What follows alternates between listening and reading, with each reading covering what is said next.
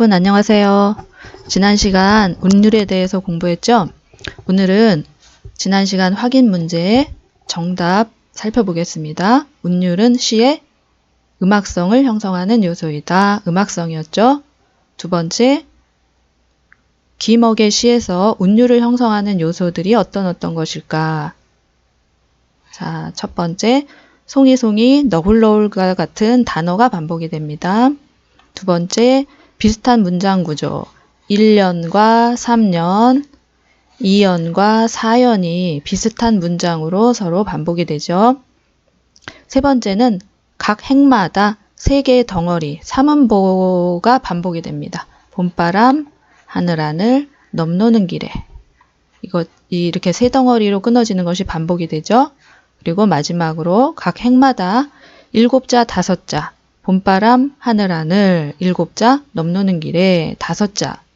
이렇게 7자, 5자 글자 수가 맞춰져서 반복이 됩니다. 자, 여러분 다 이렇게 쓰셨죠? 오늘 학습하겠습니다. 자, 오늘 첫 번째 살펴볼 것은 여러분들 지각한 사람에게 야, 참 일찍 또 왔다. 이렇게 얘기하는 경우가 있죠. 칭찬하는 거 아니죠. 또 물건을 깨트리거나 잘못을 저지른 사람에게 잘했다. 이렇게 얘기하는 경우도 있어요. 이것은 말뜻 그대로 정말 잘했다 이런 말이 아니죠. 반대로 얘기하고 있는 것이죠. 너 잘났어. 잘들 논다. 이런 말 들으면 우리 기분 좋을까요? 이거는 절대 좋으라고 하는 말이 아니죠. 거꾸로 얘기를 하는 거죠. 상황과 반대로. 자, 이렇게 상황과 반대로 이야기할 때 우리는 이것을 반어법이라고 합니다. 아이러니라고도 하는데 원래 뜻과 반대로 표현하는 것을 말해요. 여기 그림에 여러분 이 탈 것은 여러분 보신 적이 있나요? 영화나 드라마 같은 데서 많이 나왔었을 텐데 인력거죠. 우리 개화기 때 사용했었던 인력거인데 그 당시에 이 인력거를 끌던 사람을 인력거꾼이라고 해요.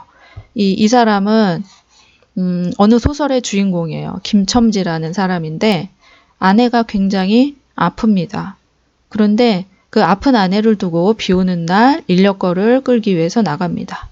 그런데 그날따라 유난히 사람들 많이 태우게 돼서 돈을 많이 벌어요. 그런데 집에 돌아왔더니 아내는 죽어 있어요. 자, 이 소설의 제목이 뭐죠? 여러분들 읽은 사람이 있을 텐데 현진건의 운수 좋은 날이라는 소설이죠.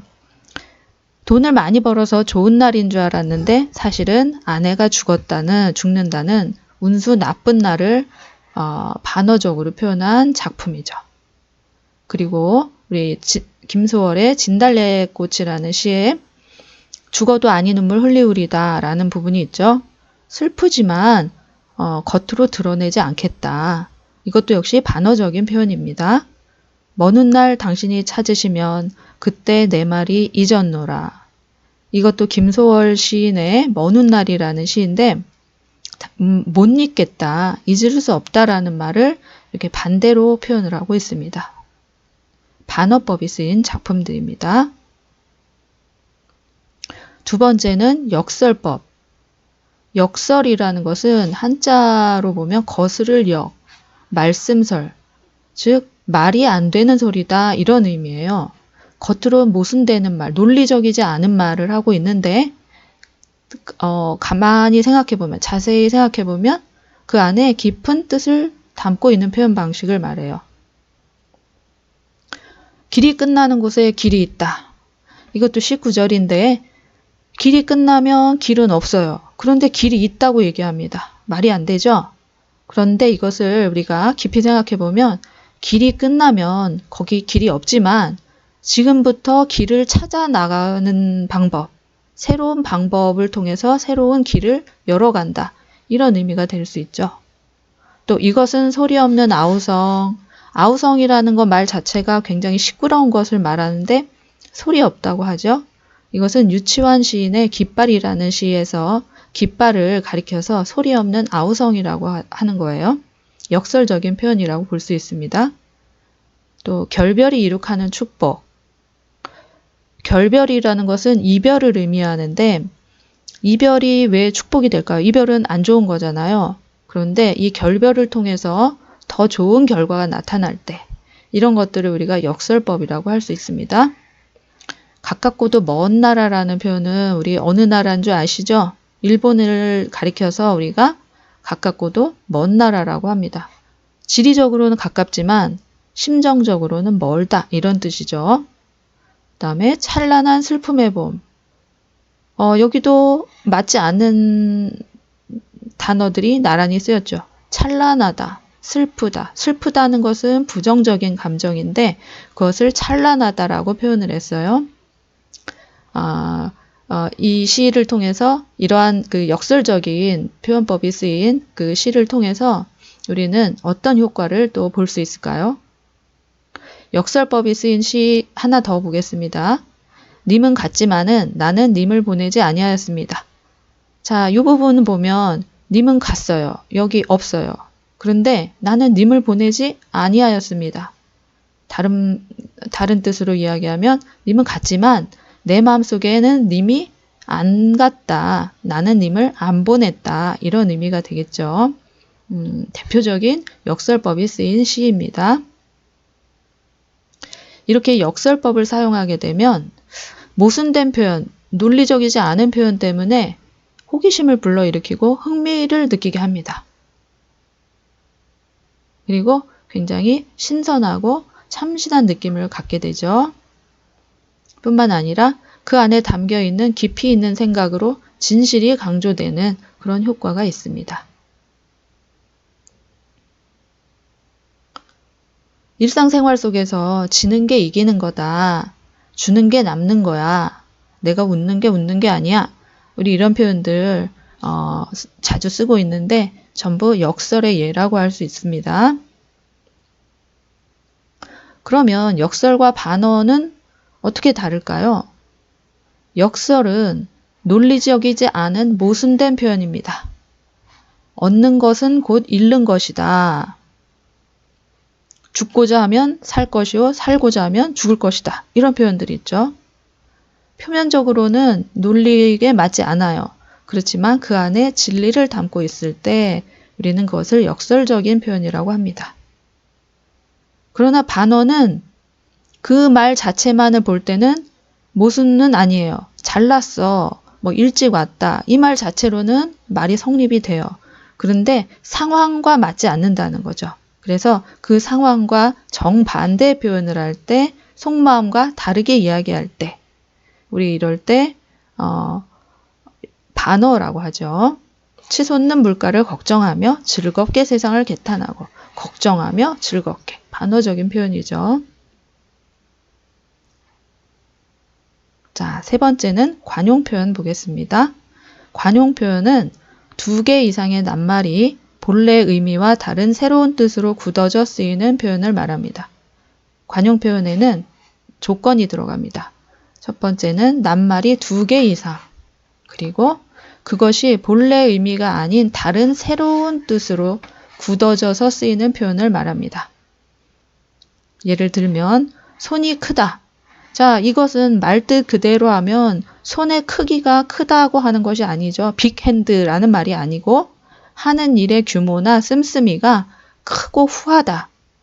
큰 손. 이런 의미가 있는 거죠. 여러분들 동화책 제목에 손 큰 할머니의 만두 만들기 이런 책이 있었죠. 할머니가 만두를 엄청 많이 한다. 그런 의미였죠. 발이 넓다라는 표현도 우리가 자주 쓰는 표현입니다. 발이 넓다 역시 발의 크기를 말하는 것이 아니고 인맥이 넓다, 아는 사람이 많다 이런 의미죠. 머리를 맞대다, 머리를 서로 이렇게 가까이 대는 것이 아니라 어떤 일을 의논하거나 결정하기 위해서 서로 협력할 때 이런 표현을 쓰죠. 머리를 맞대다. 관용 표현을 우리가 일상생활에서 사용할 때 이런 경우가 있습니다.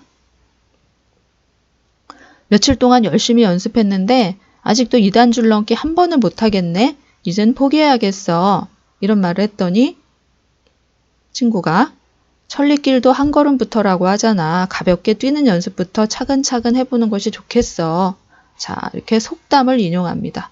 천리길도 한 걸음부터. 속담이죠? 속담 역시 관용 표현 중에 하나입니다. 자, 손발을 맞추다.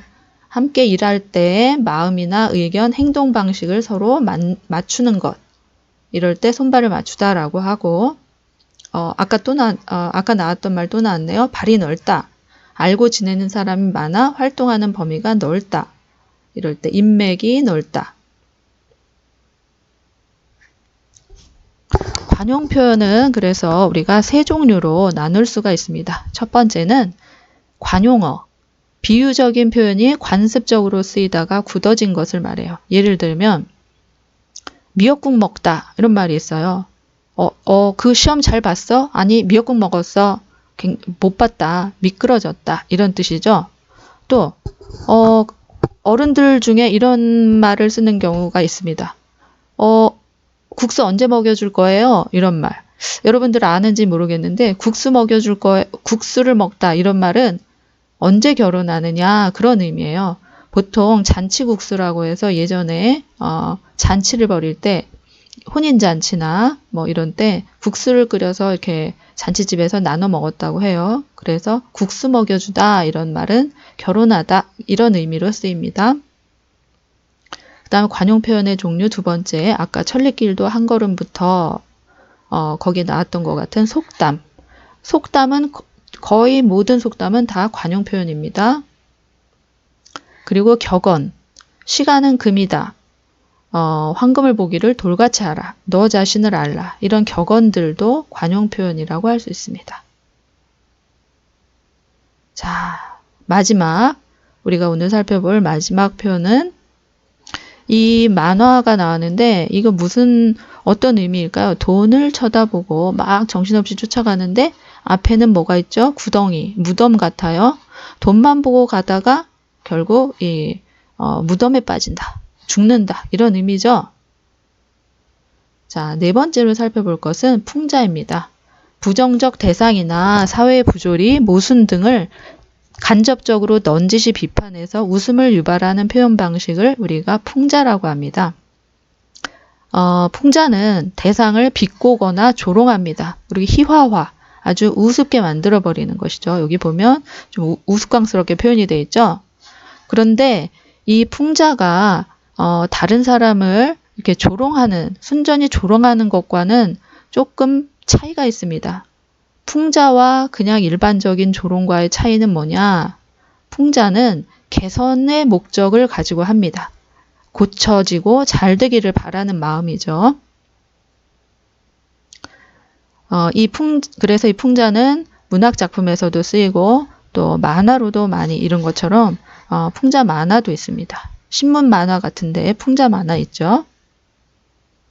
대표적인 풍자 문학의 작품이 바로 돈키호테입니다. 여러분 돈키호테 읽어보신 사람이 있는지 모르겠는데 중세 시대의 기사와 귀족들을 풍자하는 작품입니다. 돈키호테 그리고 돈키호테 조수죠. 그리고 여러분들도 영화로도 많이 나오고 동화책으로 알고 있는 걸리버 여행기. 이 소인국, 거인국, 또 그 다음에 뭐 말의 나라, 뭐 천공의 성 이렇게 있는데 이 걸리버 여행기는 사실은 아동용 문학 작품이 아니라 18세기 영국의 귀족 사회를 풍자하는 대표적인 풍자 문학이었다고 해요. 그래서 나중에는 너무 이 풍자의 정도가 지나쳐서 금서로 되었다고도 합니다. 그리고 우리나라의 대표적인 풍자 문학 작품으로는 양반전이 있습니다. 우리가 이제 배우게 될 건데 이 양반전은 조선 후기에 양반들의 양반을 사고 팔고 돈을 주고 사고 팔고 하면서 거기서 드러나는 양반들의 위선적인 생활 모습을 비판하는 대표적인 작품입니다. 그리고 여러분들이 또 고등학교에 가서도 배울 텐데 두꺼비 파리를 물고라는 사설 시조가 있습니다. 조선 후기에 쓰인 시조들 중에 사설 시조가 있는데 자, 하나 보겠습니다. 두꺼비 파리를 물고 두엄 위에 치달아 앉아 건너산 바라보니 백송골이 떠있거늘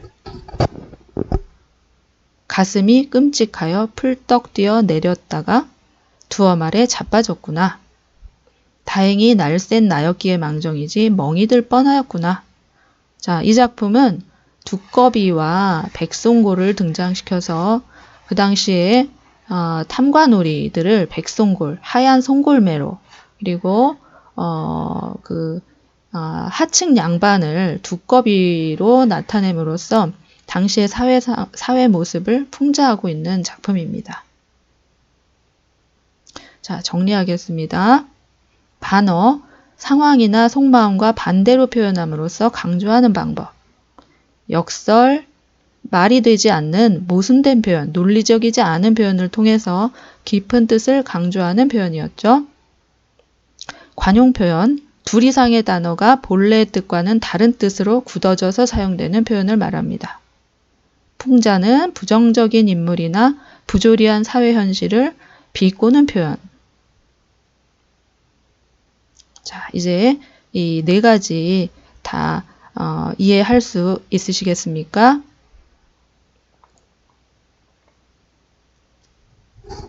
자, 마지막으로는 우리가 쉬어가는 의미에서 풍자 만화 한번 보겠습니다.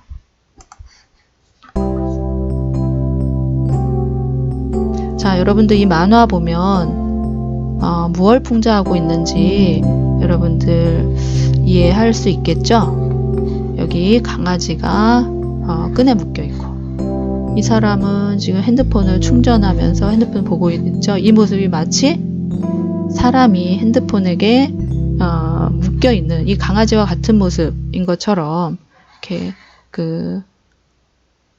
지나치게 스마트폰에 몰두하고 있는 빠져 있는 현대인의 모습을 이렇게 풍자하고 있는 거죠. 여기도 마찬가지죠.